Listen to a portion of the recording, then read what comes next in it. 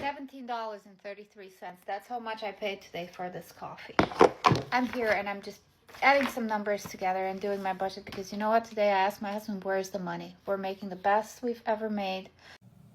I want to know how the hell people in Canada are even living. Hey guys, we are back once again with more stuffs on what's going on in our society and keeping you financially educated. Yo, look, they've been a lot of crazy stuffs happening with the current cost of living, and people are freaking out. Hey TikTok, I'm just on here wondering if anybody's feeling the same way I'm feeling. I'm from Illinois and I feel like the gas prices and the electric bills and the prices of food is just so overwhelming anymore.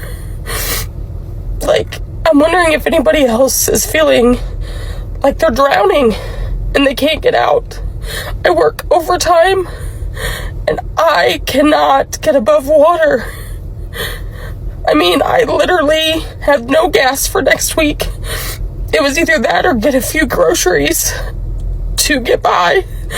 I hit my local food pantries. I'm just wondering if anybody else feels like they're drowning.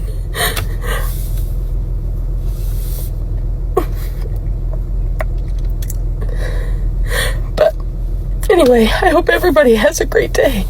My husband are both unemployed. I am by choice. I'm a stay-at-home mom to twins who are under the age of 5. So daycare would cost more than what I would even make. He was laid off. He was in the tech industry. He was laid off about 3 months ago and he hasn't had any bite. We have a mortgage and we have debt and we have bills to pay. We're trying to figure out, how are we going to survive in this system? But do we even want to survive in this system?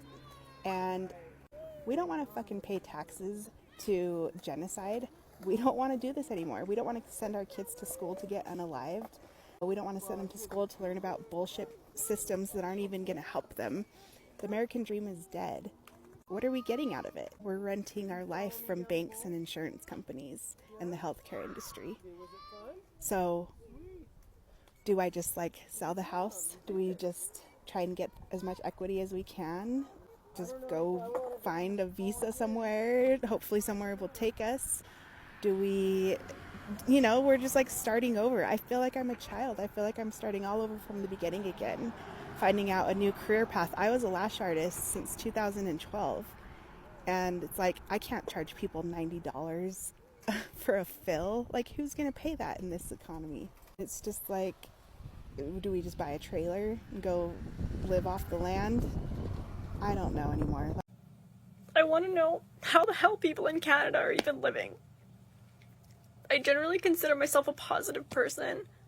I'm resourceful, but some stuff happened around the property and while I know I'll never truly be homeless, I have family to live with and, I have options.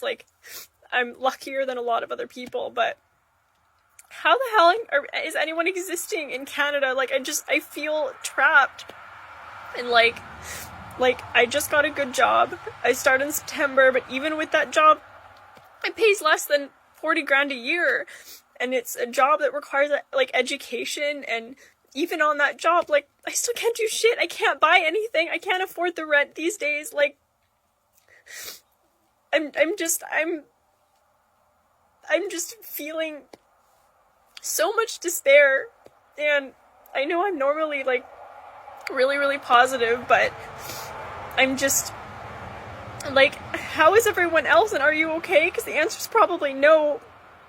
And I know I'm lucky. I don't have kids. I have good family that will support me, but I feel like I can't stay here, but I can't move anywhere else because anywhere else I move to, I'm gonna be charging the landlords are just gonna charge me $2,500 a month in rent.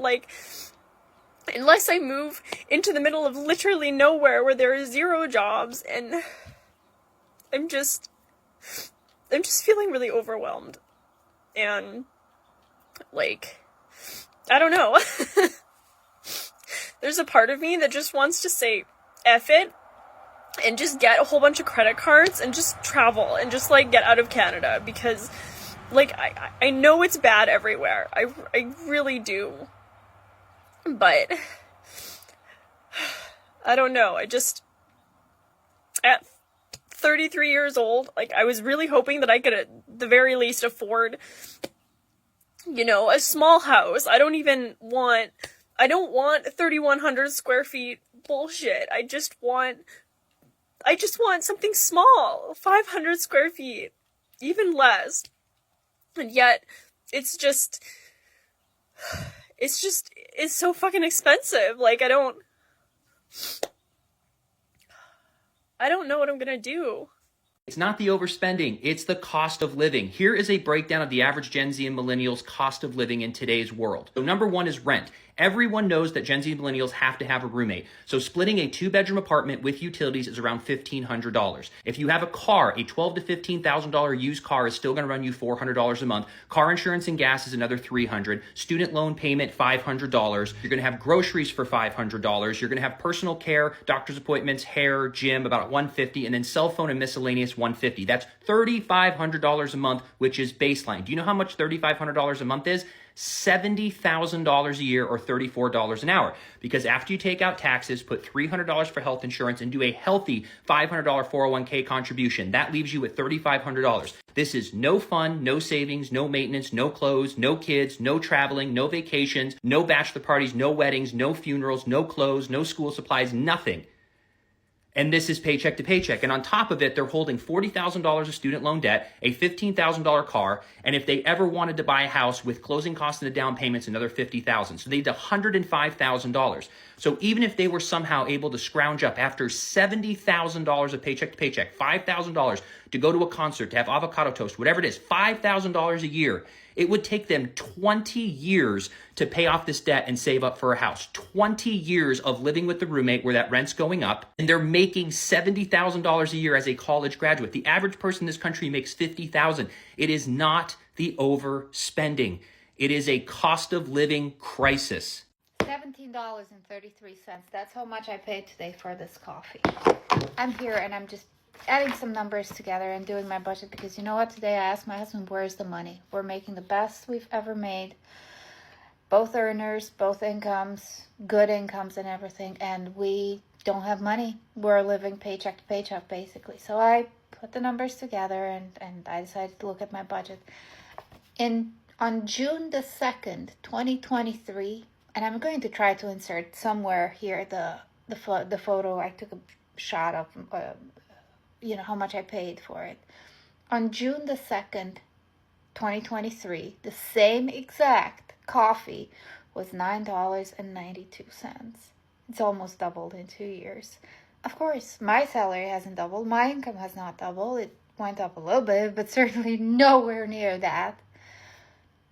And I don't know where my money goes. Every month, I'm struggling.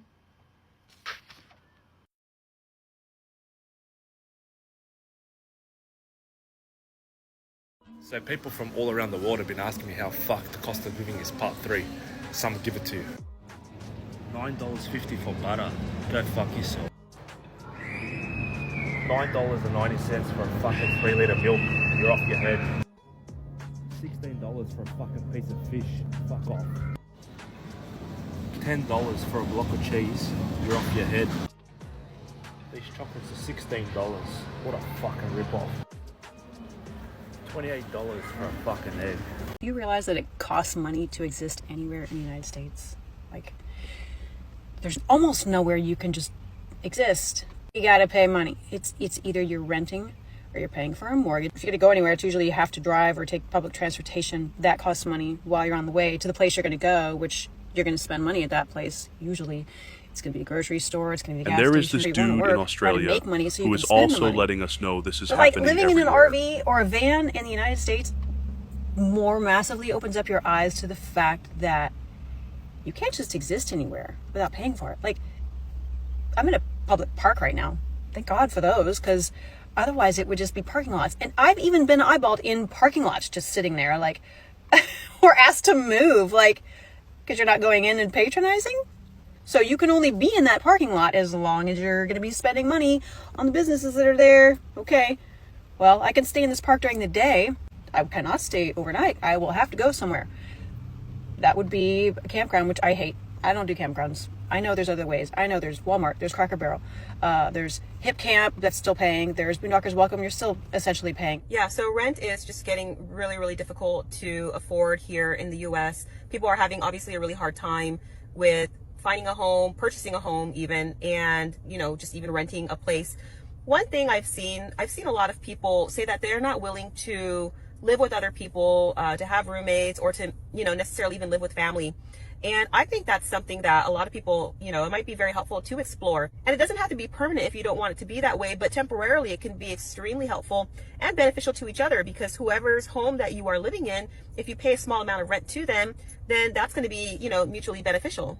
Now, what I'm about to say may piss a lot of landlords off, but I don't really care at all. But I'm going to read to y'all the qualifications that this person wants for this house. And it ain't an amazing ass house. We're not talking about anything super expensive. The rent, like I said, is $16.95, $40 application fee per adult. They want you to make 3.5 times the rent. Standard, for whatever reason, is 3 times the rent. When majority of Americans don't even make 3 times a $1,600 a month rent. I don't know where people just get up and be like, oh yeah, we're just gonna make this a national standard that people have to make 3 times the rent amount. Majority of people can afford 2 times the rent on a specific basic home like this.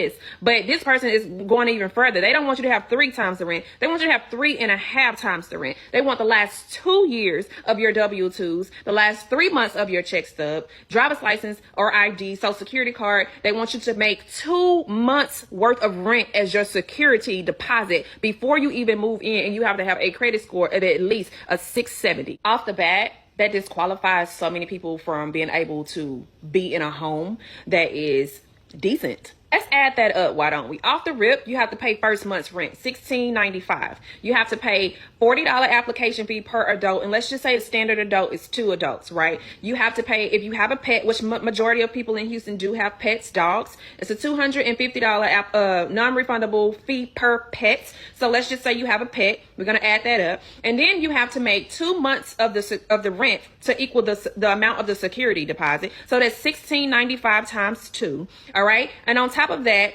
we're not even talking about your utilities and all the things that you have set up. They want you to have rental insurance before you move in. Standard rental insurance is probably about $25 a month. Let's just say that.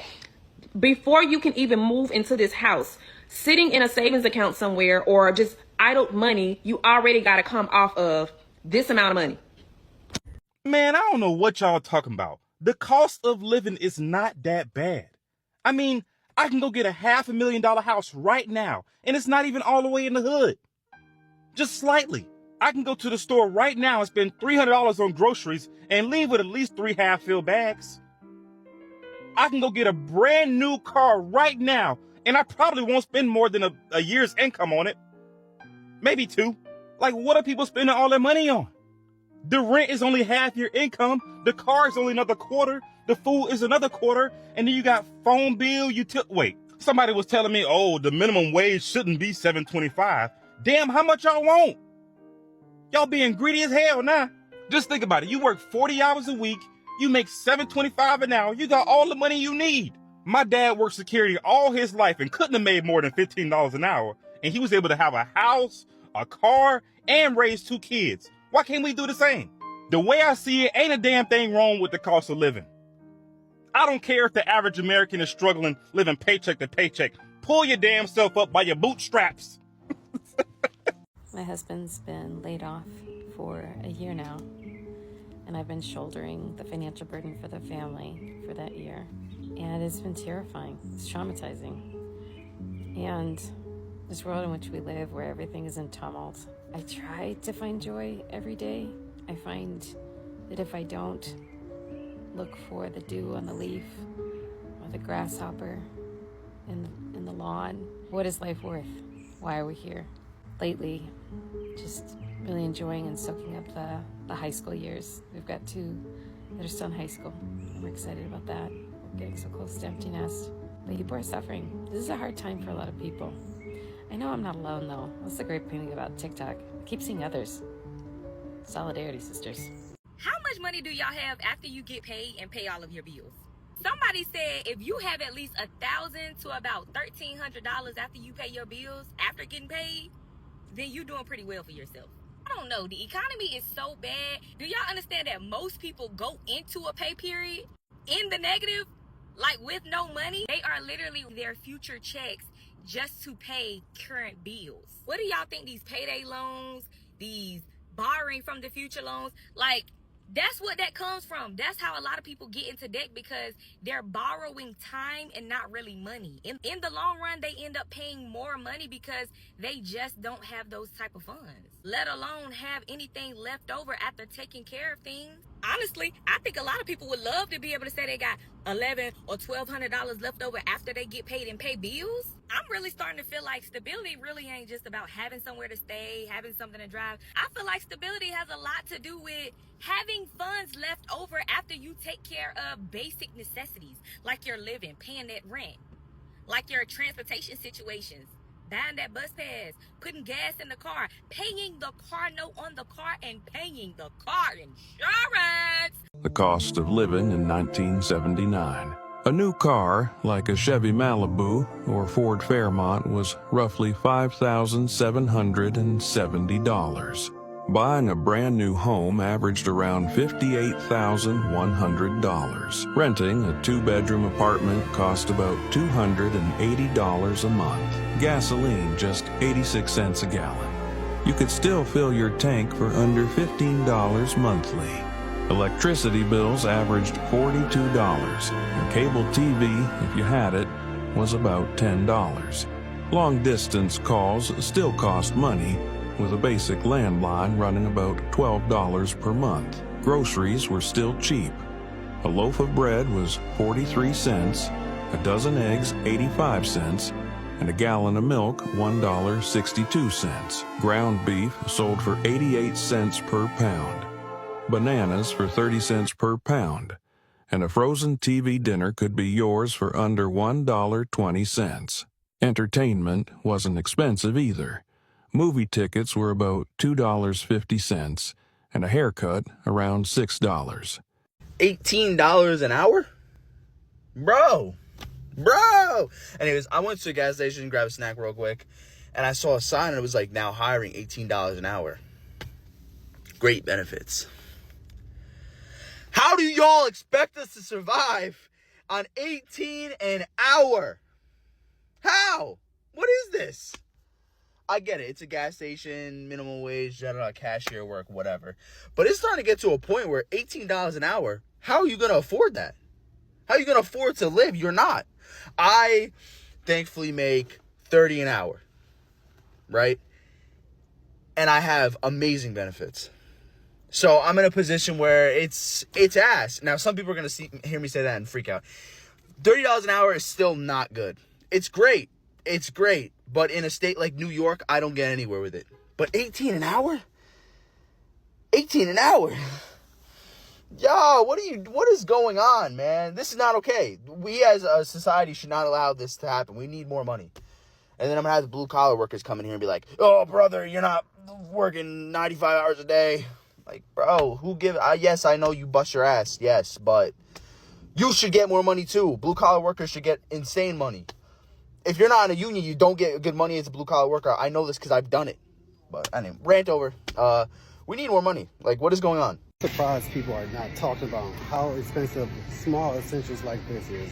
I have eczema, so I need this all the time. Look at this, $10.99 on sale.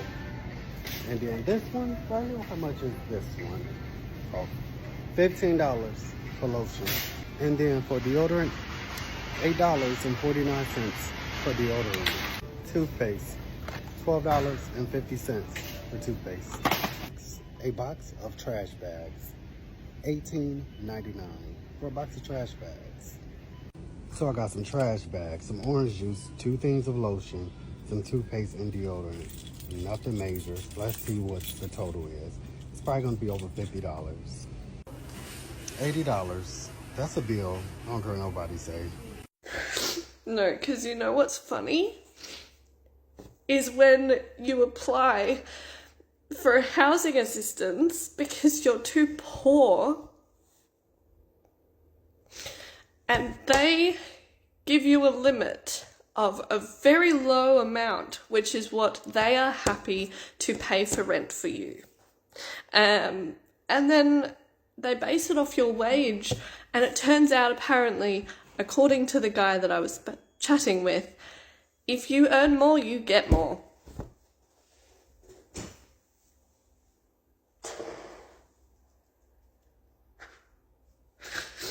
If you earn more, you get more.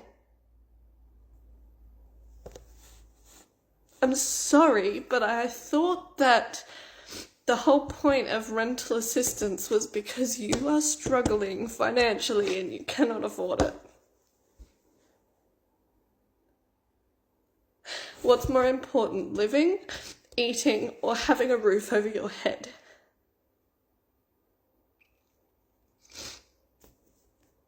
You tell me.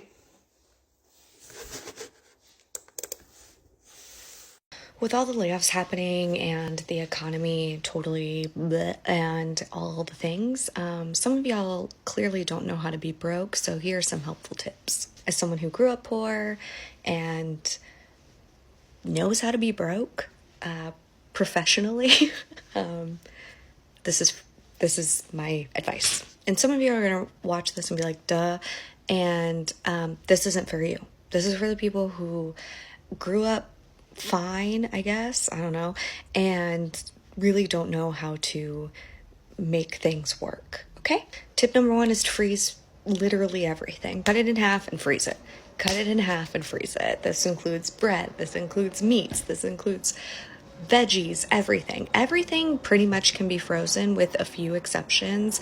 Do not freeze dairy, please, and can be used. So before it gets bad, goes bad, even before, like when you come home from the grocery store, if you're going to the grocery store, cut it in half, put it in the freezer. Once you've eaten yourself out of fridge, house, and home, that's when you go to your freezer and you take that stuff out.